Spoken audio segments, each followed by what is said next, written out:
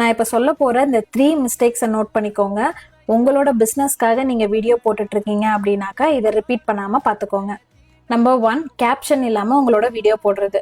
For example, உங்களோட வீடியோவில் maybe நீங்கள் சொல்ல வர விஷயம் உங்களுக்கு கன்வே ஆகாமல் இருக்கலாம், இல்லை மியூட்டில் இருந்து பார்த்துட்டு இருந்திருக்கலாம். அப்படின்னா அவங்களுக்கு ஏதாவது இன்னும் புரியல, எக்ஸ்ட்ரா இன்ஃபர்மேஷன் தேவைப்படுது அப்படின்னா கேப்ஷனை பார்ப்பாங்க. ஸோ அந்த மிஸ்டேக்கை நீ பண்ணாதீங்க, கேப்ஷனை டீட்டெயிலாக கொடுத்து போடுங்க.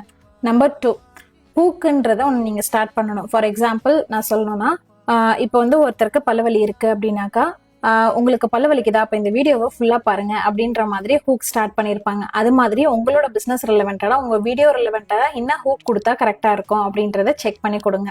நிறைய பேர் ப்ராடக்டோட அவங்களோட ஃபேஸோட அவங்க போடவே மாட்டாங்க. இது வந்து ஒரு ட்ரஸ்ட் வந்து அவங்க மேலே வராது. ஸோ உங்களோட ஃபேஸோட உங்களோட வாய்ஸ் ஓவர் கொடுத்து உங்கள் ப்ராடக்ட்டை எக்ஸ்பிளைன் பண்ணி போடும்போது இன்னும் நெக்ஸ்ட் லெவல் ட்ரஸ்ட்டும் ரீச்சும் கிடைக்கும். இது மாதிரி டிஜிட்டல் டிப்ஸ் தெரிஞ்சுக்க மனித டிஜிட்டல் சொல்யூஷன்ஸ் பேஜை ஃபாலோ பண்ணிக்கோங்க.